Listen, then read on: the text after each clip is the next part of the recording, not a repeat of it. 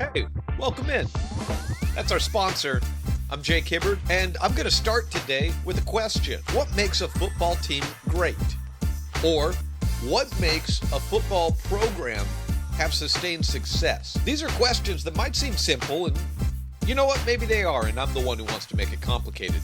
But as we look at the Final Four in 3A this year, we've got Cody and Riverton on one side of the bracket, and Star Valley and Lander on the other side. And if we look at Cody and Star Valley and smash them together, It's the monster.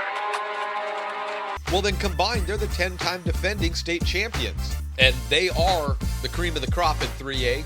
They're expected to be year in and year out, and they've delivered again this year. They're back into the Final Four and one game away from a state championship matchup. And then there's Riverton. If you go back to week 1 of the season and you ask me to give you the Final Four in 3A football, I'm going to say Star Valley, Cody, Riverton, and then flip a coin for the other team. Now, Riverton was a semifinalist last year, brought back a crop of seniors, and most importantly, their third-year head coach, Mark Leonard, has a track record of knowing the secret to building successful football programs. In 2021, Leonard took Rock Springs to their first state championship game in over 20 years in his third season in the program.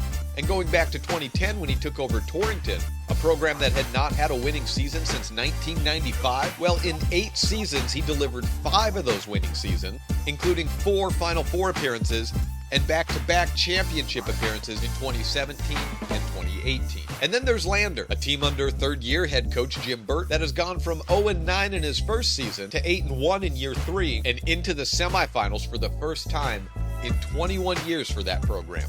Looking at the 3A bracket, Lander is Star Valley's opponent tomorrow at 3 o'clock. The last meeting between these two was last year in the quarterfinals round. Star Valley won 52-0. Even last year, you could see something building with the Lander team, and this year has been their explosion onto the scene. Their 8-1 record has come with its fair share of big offensive outputs, including a regular season victory of 50-18 over Burton's old team, the Evanston Red Devils, and a 55-35 win over Jackson in the quarterfinal round last week.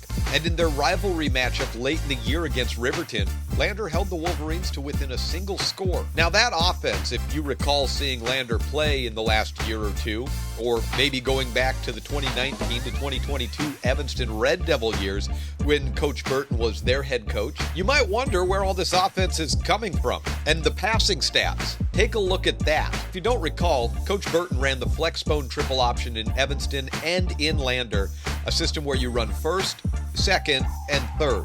Look at the completions for 2022 for Evanston, 31. That was Burton's last year there. And then the completions in Lander in 2023 were at 47 for Paxton Hollingshead. And in 2024, he completed 66 passes. That increased to 91 completions this year, but also add in a whopping 20 touchdown passes on the season.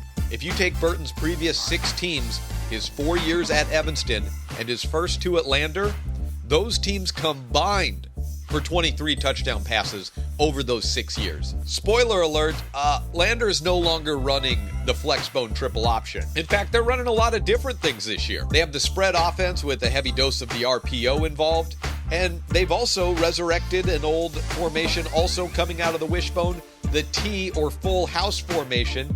You may remember decades of Cokeville running that under Coach Todd Dayton. And that power T has allowed them to continue to utilize a run game that is still at the core of this Valley Tigers offense. So Coach Burton, what changed this year? My 20th year of coaching, so maybe I should have figured it out sooner, but whatever you're doing offense, you got to tailor it to who you have. And as I ask that question, what makes or what allows a program to build and sustain success? I think I want to start right there with what Coach Burton said, fixing your scheme to fit your personnel. And that's especially important in high school where you can't go sign a free agent or go grab a dual threat quarterback out of the transfer portal. And if you have an athlete who needs space to make a move and break things out, well, then you may need to create space. And that's what Coach Burton did, particularly allowing their senior wide receiver, Finn McFadden, to blossom into an all-state worthy season. 39 catches with 10 touchdowns on the year for McFadden. He's a player with agility and breakaway speed and he's produced some of my top Friday night highlights this season. And Finn is a player who needed a spread offense to shine, and shine he has as a slot receiver in Lander. Let's take a look at the 2023 stats where you see McFadden, 1 catch. That might lead you to think he didn't play, but well, here we can take a look as there he is, existing on the outer rims of the flexbone offense.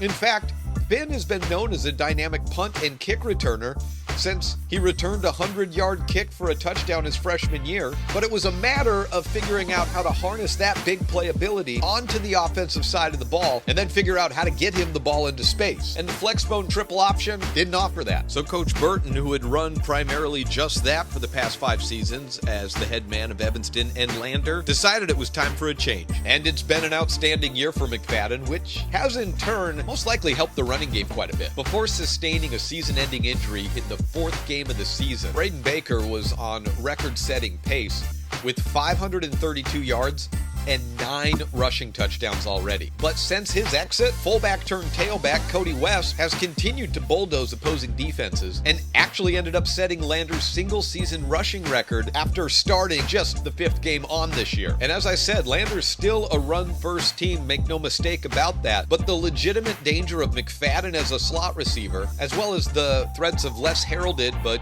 pretty dangerous receivers in their own right, Parker Burton and Barrett Moffitt, has forced opposing defenses to pull players out of the box, opening more holes for the running game. And this is the scheme to make sure that we put him in position, because what will happen is, he gets a couple catches, they start bracketing over the top, the safety kind of helping out. Well, now there's only 6 or 7 in the box, and we can just pound.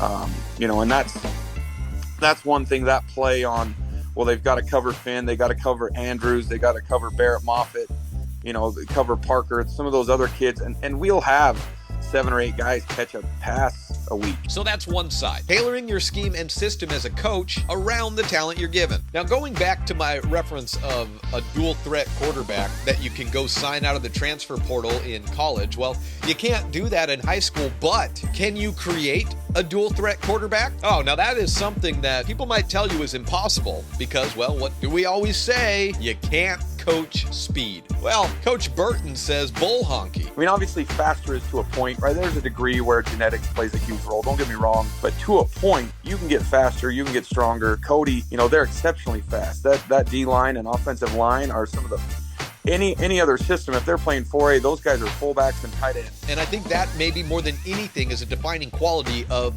Cody Bronx football. And as we've talked with Cody Bronx head coach Matt McFadden, he's talked about how him being a track and field head coach helped build the football program by building speed for his players in the offseason. So I was interested to find out that when Coach Burton came to Lander, he joined the track and field coaching staff and went all in on trying to develop speed for his football team. So we've talked about fitting your scheme to your personnel, and we've talked about improving those so-called intangibles in tangible ways. But with all this talk about abandoning the triple option that we've done, we should also mention that it's not exactly like Coach Burton completely threw out the triple option. Not if you look hard enough, like this play right here. Here we see our old friend, the RPO, the run pass option, which is just a modern way that coaches are continuing to keep that triple option alive. Remember Coach McKay Young talking about the RPO when we previewed Cody? It's just assignment football, and the ball could go, to the fullback, could go to the quarterback, could go to the pitchback.